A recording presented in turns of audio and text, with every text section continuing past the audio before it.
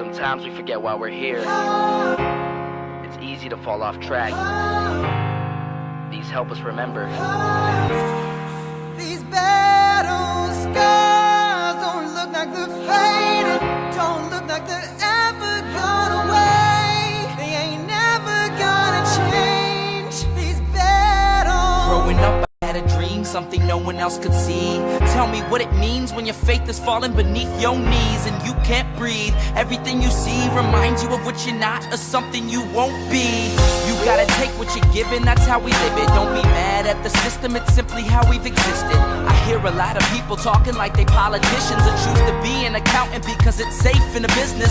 Not because they wanna do it, just because they heard it pays. And who the fuck wants to be poor knowing that's how we've been raised? Society is getting heavy, I can feel the weight. The pressure of success is like 100 million pounds of shame. And that's the reason I'm staying up late, trying to find a way to escape the stereotypes. This day and age is making me feel like the only way I'll be happy is getting signed to a label and making money through rapping. I wanna share my emotion because this world is attacking the very principle of life that lets the people be happy.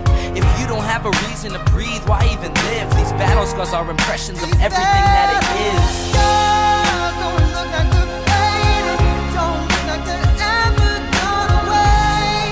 They ain't never gonna change. These battle scars don't look like they're faded, don't look like they're ever gone away. They ain't never gonna change. These battles. Now, if I had a voice that reached 100 million people, I'd tell them there's a reason that we're all created equal. Cause some decide to be great and some decide a sequel to an average person's life is simply what they want to be. So you make your decision, all I know is what I'm given. Won't define the life I lead or the way I dwell in existence.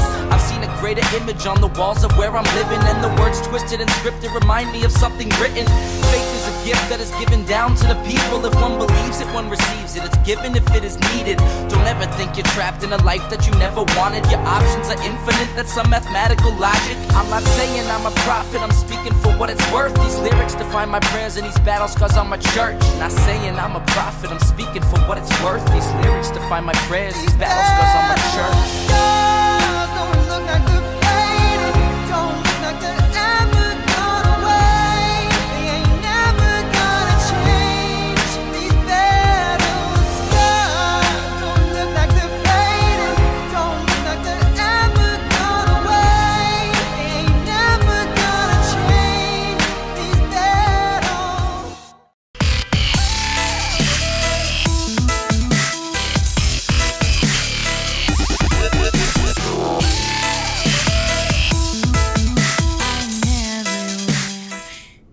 Okay, yes, everything is working. I wasn't sure that was going to be the case. And you know me, I always forget. Need to make sure I don't have lipstick or anything on my teeth. Nope, they're fine. Somebody just needs to do a impersonation of me at the beginning of every show. I'm just like, why don't you check your teeth before your show? Because you're so paranoid about that. Oh my God, one day I'm going to forget, and like 15 minutes in, I'm going to have like a piece of spinach or something. How are you guys doing? Let's do the YouTuber stuff, and let's get to it. So first of all, I know I have some new watchers. Some of them are hate watchers. Some of them are just curious, and I need to trim my hair. As you can tell, I don't look in a mirror much until I'm watching myself on video. So subscribe to the channel. I'd really appreciate it, even if it's a hate subscribe. If you're one of the people who think I'm this evil pink-haired commie, that was a weird autofocus my camera just did. From TimCast, I don't care. Engagement is engagement. No, but actually, I do hope you are here to learn more about libertarianism and freedom, actual freedom, not pretend Republican freedom. You can also follow me on Twitter. My name is Karen Ann Harlow, spelled with a C and a Y, and no E at the end of Ann. So I am a Karen and camouflage. And I see George Jefferstein. Oh my God, what a screen name. Good, no hate. If you're going more right wing, you do you, boo-boo. You know, that's kind of my saying. And last but not least, I really, really appreciate your support on Patreon. More than you can know. I actually got my first super thanks the other day, which is like a super chat but done as somebody's watching afterwards. So thank you for the super thanks, but I also appreciate super chats. We're going to get right to it now. I need to learn how to use my Stream Deck better. I've got one of them right here, and I'm just still so old school, you know? I'm lucky I got a professional sound setup. But speaking of professional, this is from Anarchon. I was a speaker at Anarchon, and it like color changes. But anyway, look, it matches my hair. A little bit of margarita on a Friday night. Why the hell not? My studio is such a mess. I got empty French fry boxes.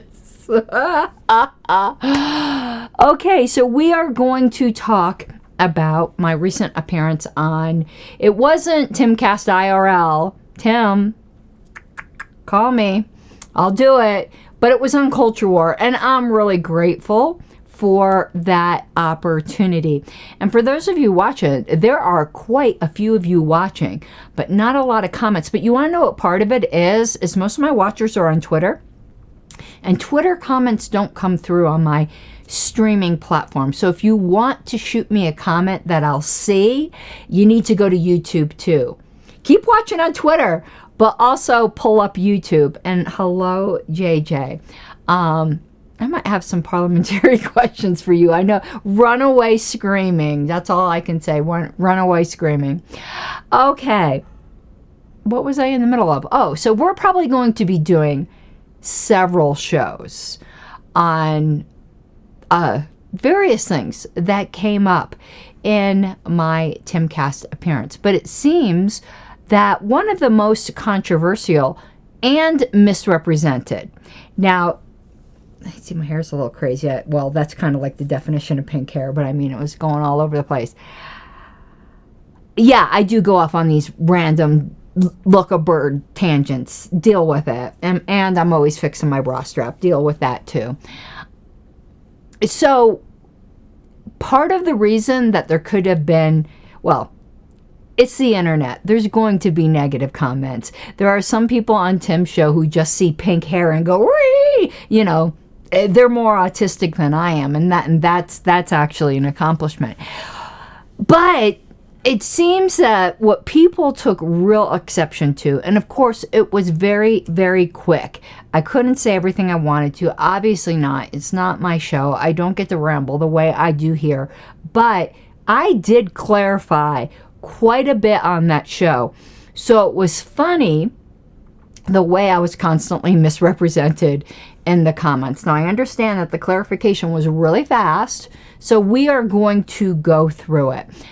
Now, what my comment was, is they were really, you know, it was the Culture War show. They wanted me to say something negative about our LP candidates, whatever it might be. I'm a party officer, but even if I weren't a party officer, I would be saying the same thing I'm saying now. But do understand that I have certain obligations as well. And if you're going to try to bait me into violating, JJ asked the pressing question. So am I a commie? That's what we're going to find out, if I'm really a commie or not. But you know, you come in comments and you're going to try to bait me into violating like some duty that's not going to happen. I'm going to tell you something that somebody I don't agree with told me when I first joined the party. And that person is Nick Sarwark. Some people are going to hear that name and just get triggered, but even a broken clock is right twice a day. And what Nick told me, this was leading up to the 2016 presidential election, he said to me, "Karen Ann, you are going to hate our presidential candidate no matter who it is. The sooner you reconcile yourself to that fact," this is in 2016, "the happier you're going to be in this party." And I think he struck upon several truths there. One, there are no perfect candidates. So people who are pointing to things that they disagree with our current ticket with, and I certainly disagree with them on certain things, which I will freely talk about. There's the closest we have had in my time in the party to like a plumb line candidate has been Jo Jorgensen. And some people claim she just wasn't charismatic enough, that she was boring. I know some people will claim that she went off into wokeism with BLM and stuff like that. Fine. But I really took those words of Nick to heart, where, and I'm going to, Nathan said Nick is reasonable about 50% of the time. No, he's not. But he's not unreasonable all the time. And he was certainly right there. Because I took that to heart, like, I just don't get quite as exercised over the fact that my perfect candidate is not the candidate. And there's also something that I learned very early on when I got involved in the LP. And I understand that people who have never been involved in minor parties will not understand this point of view. One, they don't even understand how their own parties work. Just think about it. Those of you who aren't libertarians or are libertarians now and spent most of your time in the Republican or Democrat Party, or you are currently in those parties now, I bet you have like this much of an idea of how your party actually works. Let me just ask you, depending on the state you're in, the laws will be a little different, so these will be somewhat generic. Do you know how to become a precinct committeeman? Do you know how to become a delegate to your national convention? Do you know who your county chair is? Do you know when your county convention is? Do you know where to find your county bylaws? Were you even aware that there were county Republican parties? Do you know anything at all about how your state board? I bet you, as I just go on, what's your parliamentary authority? I bet you most people who are Republicans or Democrats, these thoughts never cross their mind. Third party people have to think about these things all the time. And they tend to be more knowledgeable, actually, about how the political process works. And how disgusting it is, because they understand really how it works. With third-party politics, you really are working for the party, because the whole system is against you. Whereas, if you, let's just say, are a Republican and there's some important race in your state and you don't like that candidate, you can afford to sit it out. Or you can afford to do a protest vote for a third-party candidate. But third-party candidates, which we're going to get into, or the third parties themselves, are fighting for their very existence in most states with every election, because of the rigged ballot access laws and ballot censorship that is put into place by the establishment parties. And that is just a fact of life that we live with. So for people to say, oh, you're just saying the same thing as vote blue no matter who, instead for you, it's vote yellow no matter the fellow, are completely missing the point. Because in third-party politics, I am talking reality with you, not your fantasy world that you would like to exist, that I would like to exist. I'm talking to you as a national officer of the third largest political party in this country that has to fight for its existence every election. Those of you who have the luxury of being in the Republican or Democrat Party, you don't even think for a second that whoever is the candidate of your party isn't going to be on the ballot. That's just not a concern you have. So I'm going to tell you, with all due respect and some non-respect, I don't really give a flying fuck what you think about me saying that you just vote for the Libertarian, because you have no idea what that's like. You have no idea of the ballot censorship that goes on. You do not have to worry that a candidate from your party is not going to appear on the ballot. You don't have to spend anywhere from $500,000 to $1 million every 4 years just to have the privilege of giving voters a choice. So how dare you lecture me? I'm going to do my classic move. Kiss my libertarian ass. Now that you understand a little bit where I'm coming from, now I'm going to answer the objection from some of my libertarian brethren. They'll go, oh no, you're pulling a Nick Sarwark. Would you vote for Hitler if he was the libertarian candidate? Listen, if it ever got to a point that Hitler, literal Hitler, nice way to go, Godwin, you immediately lost the argument.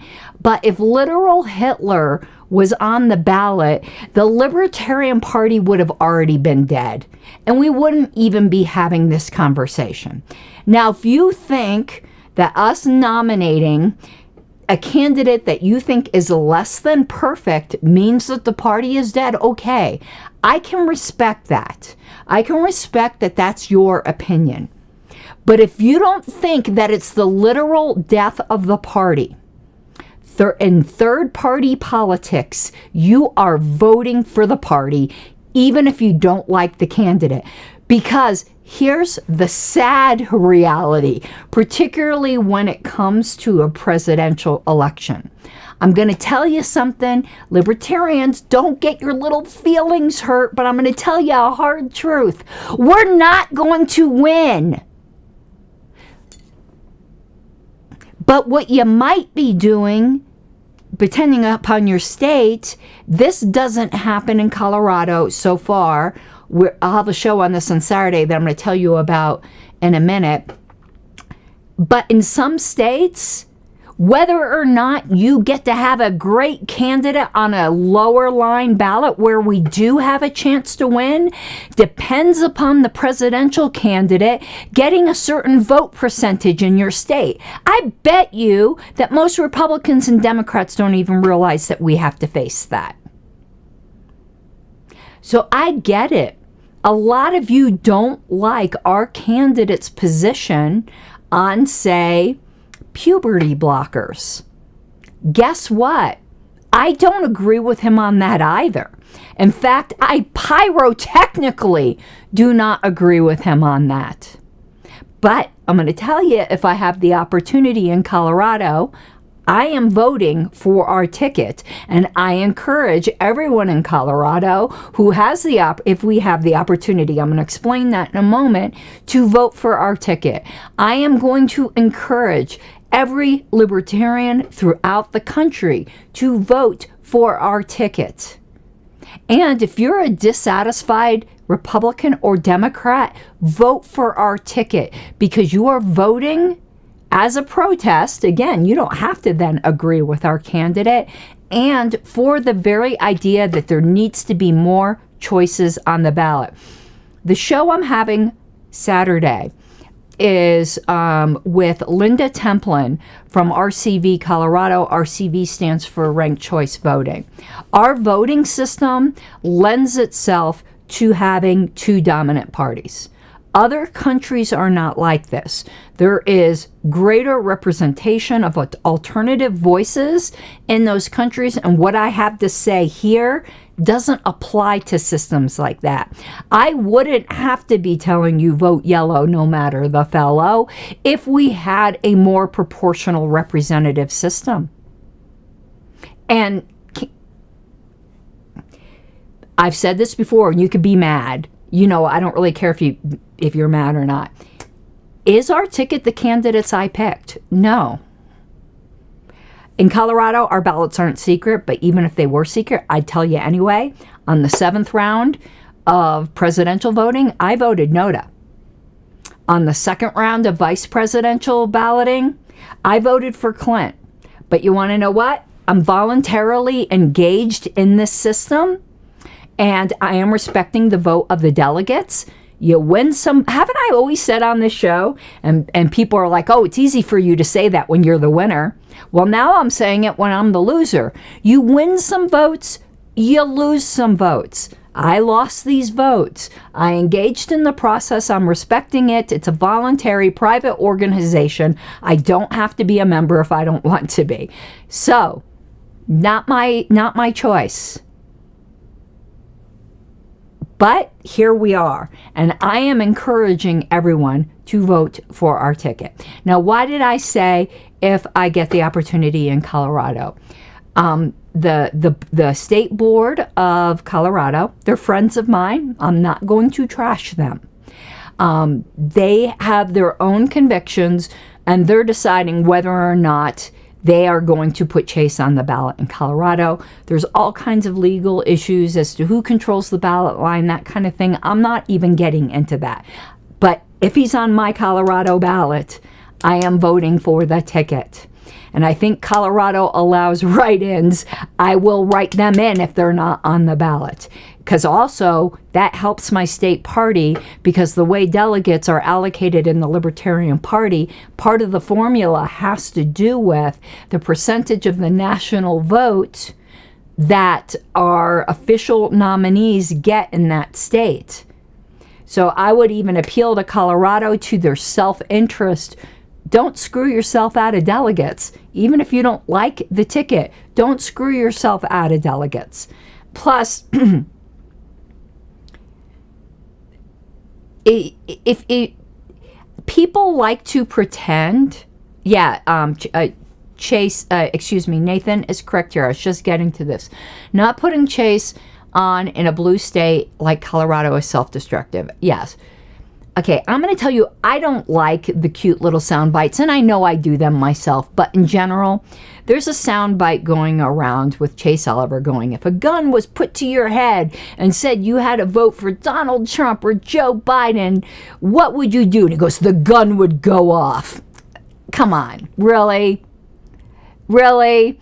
It reminds me of that, I know season 8 of Game of Thrones sucked, but the last, one of the last shows in that, where Daenerys just said to Jon Snow when he was talking to Cersei, who doesn't deserve the truth, why didn't you just lie? You know, and plus, I should have looked this up. There's this great analogy. You could look it up right now on libertarianism.org. I think it's with George Smith and Zwollinger. I can't remember his first name, but Zwollinger was kind of denying the non-aggression principle, and George was like, you can come up with all these weird, like, hypotheticals that are never going to happen. Like, what if a witch was going around stealing everyone's penis and then went to people and gave them the basket of penises and said, pick yours out of it and you could have it back? What's to stop someone from just picking the biggest one out of the basket? It's like ridiculous stuff like that. No one is ever going to put a gun to your head and ask you who you're going to vote for. So I just hate that kind of stuff. How did I get into that? Is, though, a good hypothetical question. Would you cheat and pick the biggest one out of the basket? But I've said this on Twitter, and y'all can be mad at me all you want. I do not like the right or the left. And my opinion on what I'm going to say next changes. But right now, I hate the left more. 2 years from now, if the right gets in power, they're going to turn into bunch of theocrats. I'll probably hate them more. But right now, I hate the left more. And the fact is, Chase pulls votes from the left. And I think most of the libertarians in Colorado agree with me. We're a very blue state, so we tend to hate the left more. Libertarians tend to hate who is in power. And in Colorado, the left is definitely in power. Do we want to hurt the left? Or do we not want to hurt the left? Because if we want to hurt the left, put Chase on the ballot. So I agree with Nathan here. So this is why I say, if you are invested in having other choices, and I will say this even to those of you I don't agree with, to actual commies, not just people that Tim Pool calls commies. And I say that with love, Tim. I know you were half joking. Some people are like really mad about you calling me a commie, though. I am not mad about it at all. And Mike Seebeck wants to remind me to tell everybody about Sunday. Yes, we're doing Cult of RONR on the Cult of RONR channel. Mike, if you could stick the link to that in chat. People, please go subscribe to that channel, because we do not simulcast it on this channel anymore like we used to. We used to do it on both channels. Go over to that channel so we could get that channel monetized. I'd really, really appreciate it. Cult of RONR. And I've got some interesting things to share with you, by the way, Mike. And I've got some frustrating things to share with you, too. Those I'll do in private, though. JJ knows what I'm talking about. Anyway, so third-party politics works that way. So back to the commie thing. If you're like a member of the Socialist Workers' Party, which is actually a third party in this country, vote for your, not me, but you, vote for your candidate, even if they're not as commie as you'd like them to be, because you are fighting for your existence. It shouldn't be this way. Don't hate the game. Don't hate the player. I'm just a player, baby doll. Hate the game. Let's change the game. So now that you know that my answer wasn't quite, oh, just vote blue no matter who, without a justification. And it is the justification that I just gave you a fuller explanation of. Let's listen to that portion of TimCast, and I'm going to need to mute my mic so there's not an echo. Karen, you're going to be voting for Chase?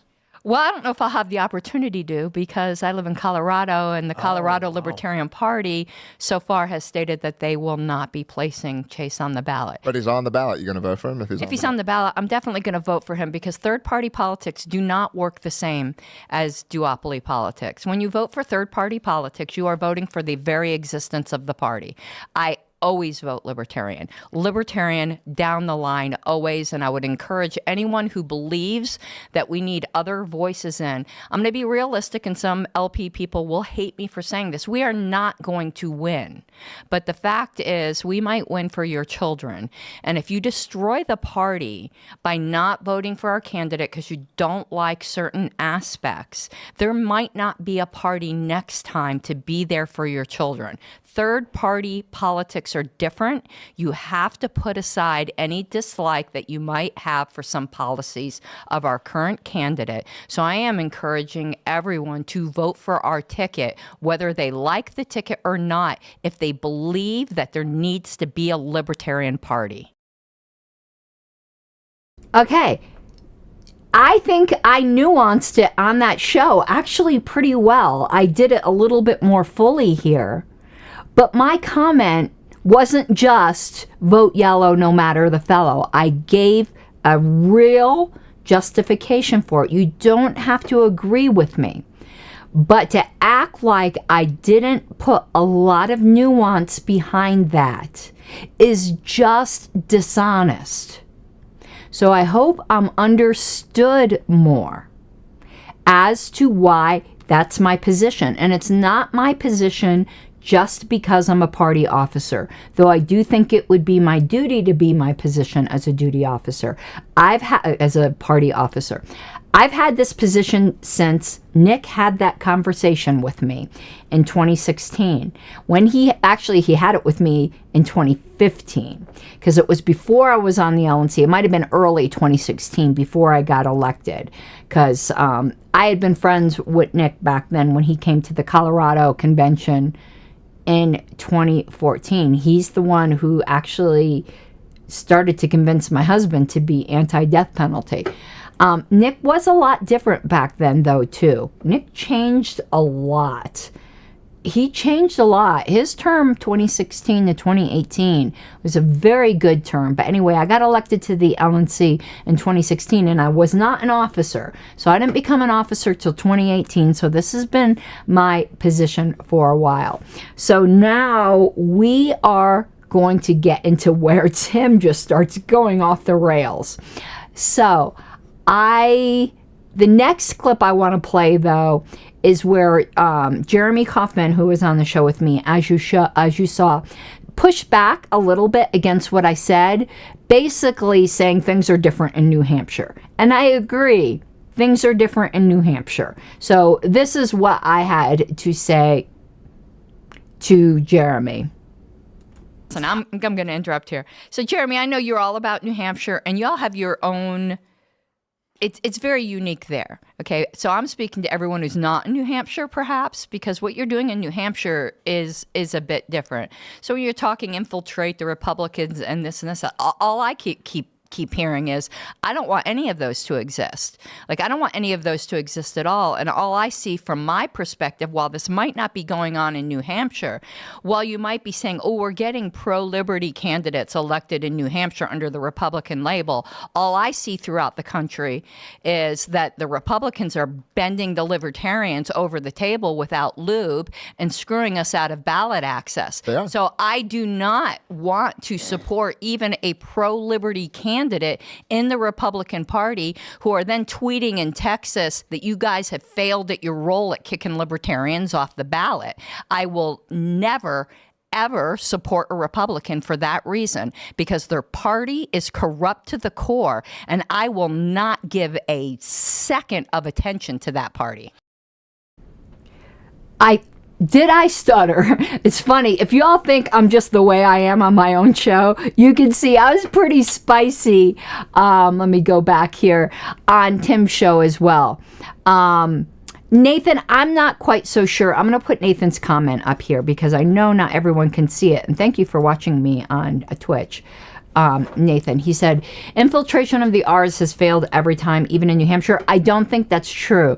There's actually a Republican legislator in New Hampshire that I tweet with regularly that he's getting pro-liberty stuff passed. New Hampshire is different, and maybe some of my opinions on whether or not to support a pro-liberty Republican when I'm not a party officer, because as a party officer, I'm voting L always, it would change if I lived in New Hampshire. And I might live in New Hampshire at some time. I mean, it's on the list of possibilities, because Wayne and I have been talking about moving. I've talked to you guys about trying to get some freelance work that gives me a little bit more freedom, so I'm not quite so tied to Colorado. But New Hampshire is not the rest of the country. And I do think what the Free State Project is doing is wonderful, but put New Hampshire aside. We're talking about everybody else. Okay, now I want you to listen closely, because this is where Tim's going to get a little... I'm the one with the pink hair, but he was getting a little, you know. Listen to what he says. I'm going to talk a little bit more, and then we're going to go back to what he said, and you're going to see how he seems to contradict himself. So, if I have my clips right, listen to this. I agree with you.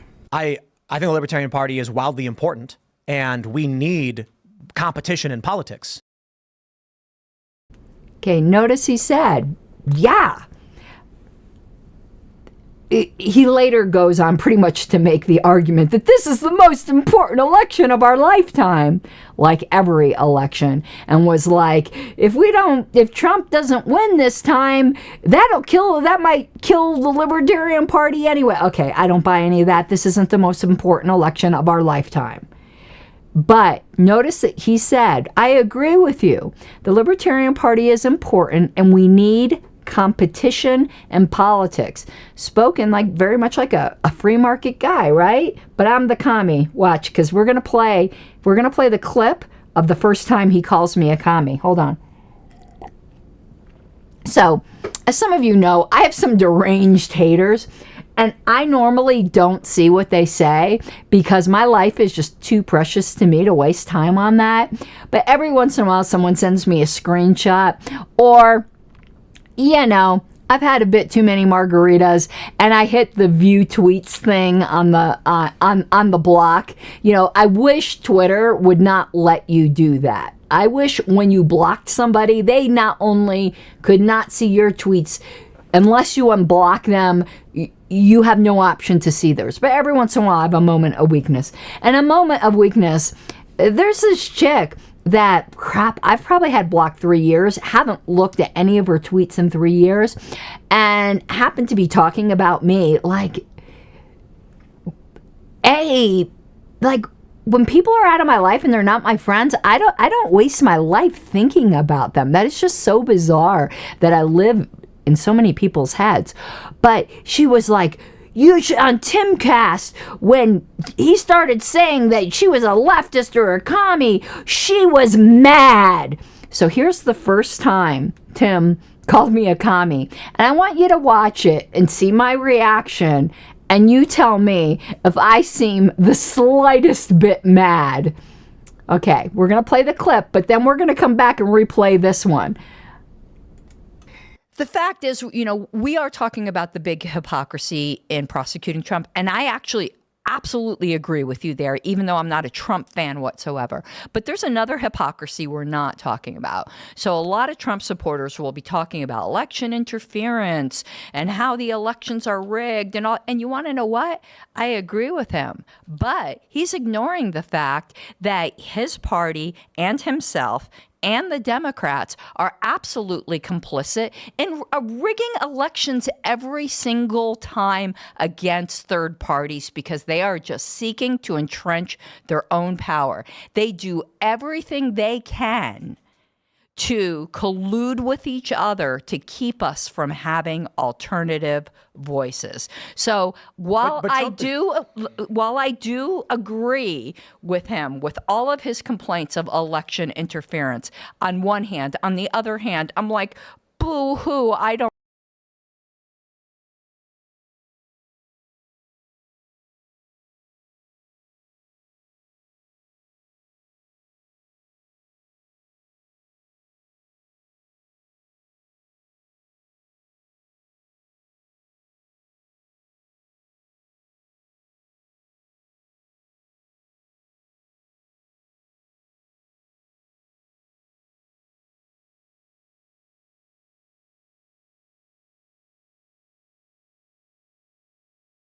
Oh, sorry. I was unmuted. Oh, God, I have to repeat all that. Oh, let me repeat it. That's a terrible shot. I look like I should be collecting tolls under a bridge. Oh, my God. Every freeze frame is like freaking horrible. We're going to go back a minute because I want to show you guys where I gave Tim I gave him the hand for a second. This is Tim's show. Obviously, I'm going to get talked over. Like, again, I'm grateful for the time that I had, but I did a Kanye West. I don't remember who the lady was that was getting the singing award, but Kanye ran up there and he's like, I'm gonna let you talk, but Beyonce's the best, Queen Bee, right? So let's go back to where I gave Tim the hand a second. You see right there, I think it was. So let's go.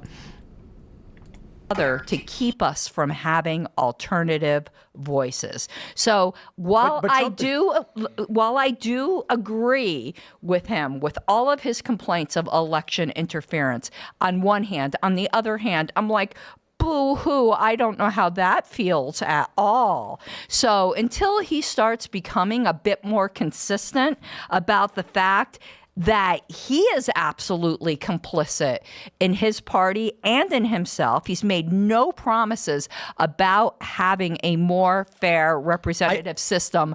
Again, it's crocodile tears. I half agree and I half think that's a communist argument. So you guys are, now that you see that you said I made a communist argument, once we hit play again, you're going to see my reaction. And you tell me, do I seem mad? I've never been called a commie before, so this is the odd. idea that because the two dominant political parties aren't actively helping.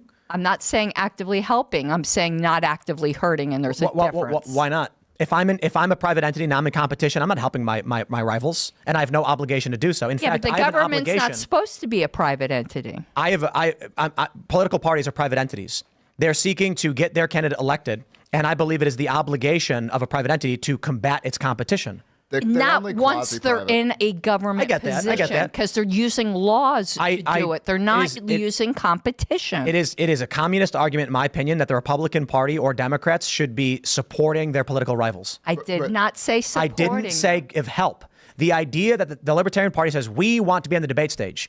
I'm not talking about did I mention the debate stage I'm giving at a all? specific example of any circumstance where they've colluded together to remove, and the debate stage is a really good example. I don't care about the debate They've stage. tried to keep people. They've tried to Off keep the the party ballot. off They- the they ballot. keep- Off the ballot. But this ballot. is And they because, should. Okay, those are the last of the Tim clips, but we're going to deal with this last part because he just went, oh no, I promised we would play. Now, remember what he just said, okay? Remember what he just said. Let's play what he said before because I think he blatantly contradicted himself. I agree with you. I think the Libertarian Party is wildly important, and we need competition in politics. But then, he had said that he thinks it's their job to keep us off the ballot. So he's conflating two ideas. Yes, political parties are private organizations. So within our own internal governance, the state should stay out. We should be able to select our candidates. That's why I'm against primaries in general. Forget about open primaries and crap like that, which we're going to be talking about tomorrow, how Thury is trying to come in with his billions and ruin Colorado for third parties. That's a whole other different thing. Our internal governance, we should have our own self-determination. But when it comes to government ballots and the choices that you get to have, the Democrats and the Republicans should not be able to collude to basically manipulate the laws to prevent competition. That is not competition, and that is not capitalism whatsoever. That is not the free market whatsoever. That actually is communism. If anyone was making a communist argument, it was Tim Pool. But obviously, I don't think Tim's a communist. But if we're going to say whose argument was actually, I don't know, a little commie flavored, it wasn't mine. It wasn't mine. So I do hope you enjoyed those clips. It was a long show. It was like 2 hours and 20 minutes, I think. I had a fantastic time. So even though I'm going to be doing some critiques, I think nothing of the world about the way Tim treated me, his staff treated me. Everything was done so professional. What a dream to be able to do that for a living. I described in a different show, like his studio setup. It was all very wonderful. So we're going to, in some future Adam Jones, make a Batman meme. Somebody make a Batman meme with Tim's face on one and me on the other going, no, you're a communist. I've done some other clips from Tim's show, like like people have said their favorite line of mine from the show was when I said, well, actually having sex with men is pretty great. So that's on Twitter. My Birds Aren't Real clip is on Twitter. So go check out my Twitter account. Let me stick this back up on the screen. I should learn how to use Stream Deck for this rather than my control panel here. I would really, really appreciate a follow. And Rebecca Whiting, let me put her comment up. I don't think I've seen you on my stream in forever. So glad to see you. I hope things are going well in Minnesota. Okay. That was a terrible accent. All my accents are terrible. Do you guys remember when I tried to do that fake Russian one and I just sounded like Count Dracula? I sounded like I've come to suck your blood the whole time. Though I had a great time making that show. Go back and watch it if you haven't. It's pretty fucking hilarious. I think it's called the Committee for the Investigation of Unlibertarian Activities, where I calculate it all had to do with Nick telling the 2020 convention to eat a dick. And I was like, how big of a dick would it have to be for everyone in the convention to have a bite? Okay, it's my weird sense of humor. It's my weird sense of humor. You either like it or you hate it. I don't care. That's on me. Okay, so yeah, I enjoyed it. You're going to get some more clips. So the next one I plan on doing a show on was the next time that Tim called me a commie, when I was arguing. Actually, that's not going to be the next one. That'll probably be the third one. But when was it? I was arguing about something else and he called me a communist. Oh, about taxpayer money being used to paint pride flags on the asphalt. And I was arguing about consent and things like that, and he started calling me a commie, and that was pretty interesting too. But the next clip I have queued up. Thank you for the super chat. Let me put this up from Mike Seebeck. Thank you for the super chat. For the foreign accent license.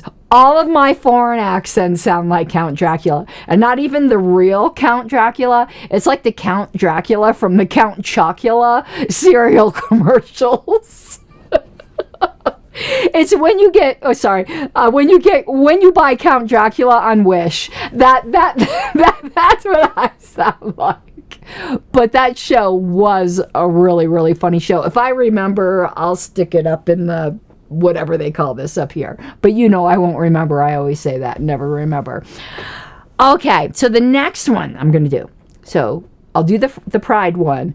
But we had a really interesting discussion on our ticket. So my next show, I'm just warning you, those of you who get critical about libertarians being critical about our ticket, skip that next show. Trigger warning.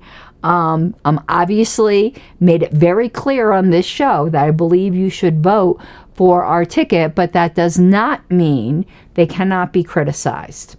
And what my next show that is not going to be with my guests tomorrow, or I might do a history one in between, is going to be with why do some people say that Chase supports mandates when he very clearly, and he has very clearly has said that he does not support government mandates. Why do people still insist that he supports mandates? And we're going to explore that. Again, not tomorrow. I'm having Linda Templin as a guest. Might do a history show in between, but it will be the one after that. I already have it all clipped out. Okay, you guys, I hope you have an awesome night. If you haven't subscribed yet, please subscribe. It helps boost me in the algorithm. And I hope you have an awesome night. Bye-bye. You gotta take what you're given, that's how we live it. Don't be mad at the system, it's simply how we've existed. I hear a lot of people talking like they politicians and choose to be an accountant because it's safe in a business, not because they want to